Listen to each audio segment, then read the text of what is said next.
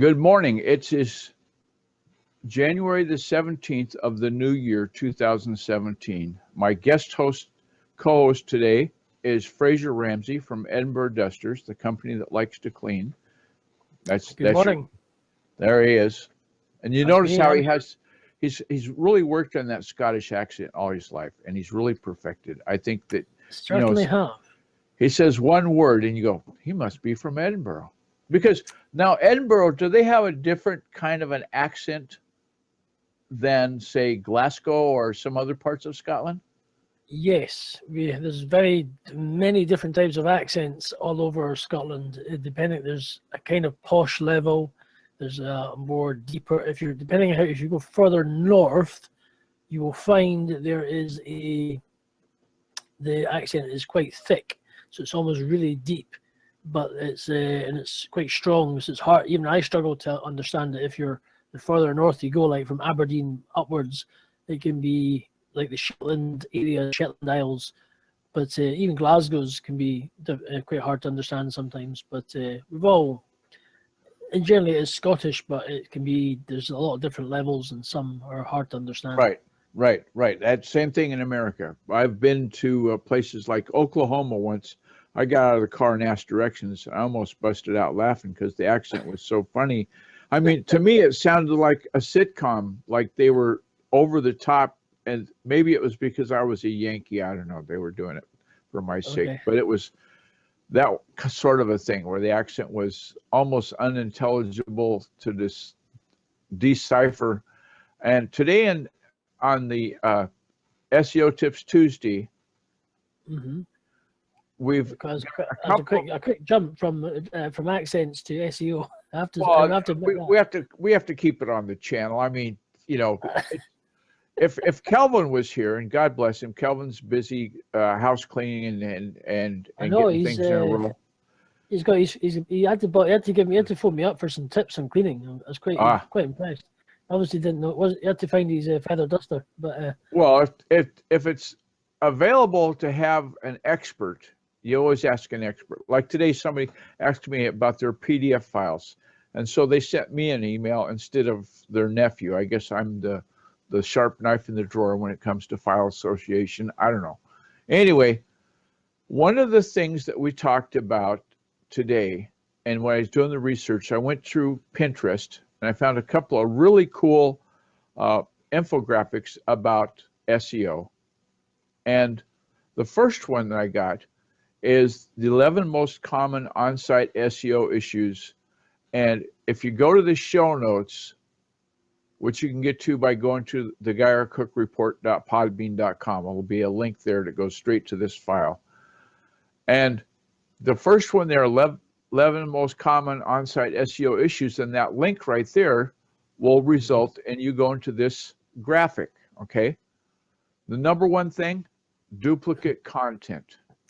And for those who can't, the graphic is on Pinterest. If you're a user of Pinterest, Guy will also in other shows will tell you how to use Pinterest as well. Right. The Pinterest account, if you get a Pinterest account, set it up as a business because you get some awesome good statistics on when your viewers are there, what your top topics are, your best boards, etc.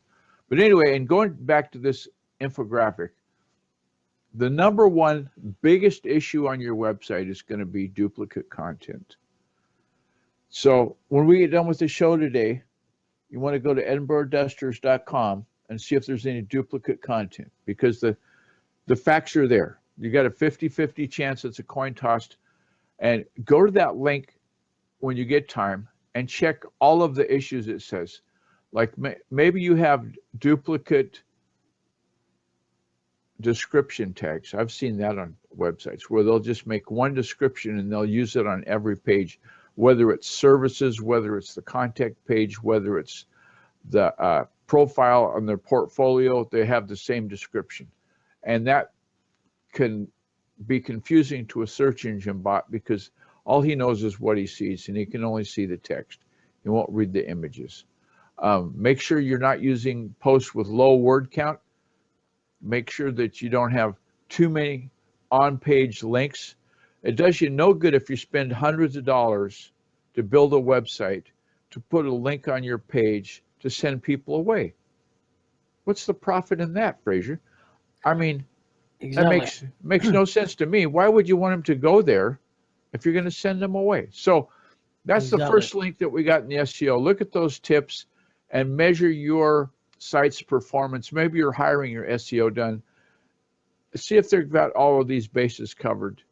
And then you go back to the show notes and go to the second link here, which is SEO trends to watch for in 2017.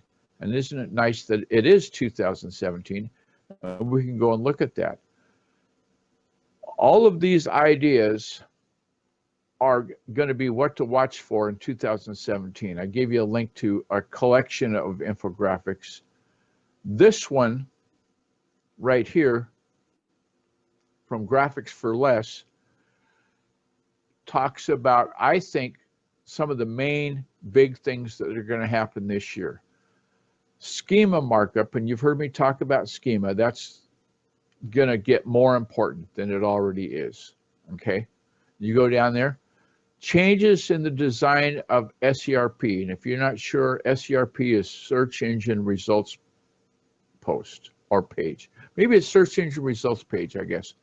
And they're going to change the layout of that over time, and you want to make sure you're keeping in touch with that. Increased adoption of Google AMP. And if you're not sure what AMP is, that stands for Accelerated Mobile Pages. If your site's not responsive and it's not doing well on mobile, you have to do it over. Have denser quality content on your site. Don't have a bunch of links sending people away, but rather have good quality content or good curation of the content that you send people to.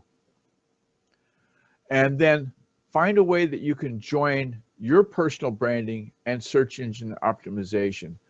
One of these days, you're going to find out in driving traffic to the site, remember that people have a short attention span. So the great hook that Fraser's using, the company that likes to clean, how do you forget that one, right?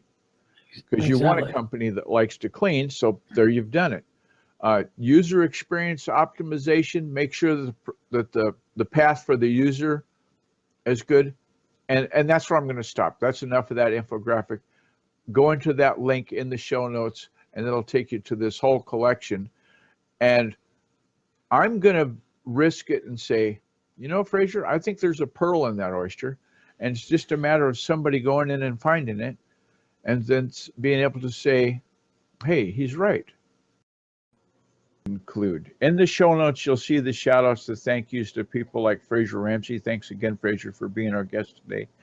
Don't forget tomorrow, the Gyra Cook Report, which will have fewer technical difficulties, let's hope, will be about what's on our mind. And on that note,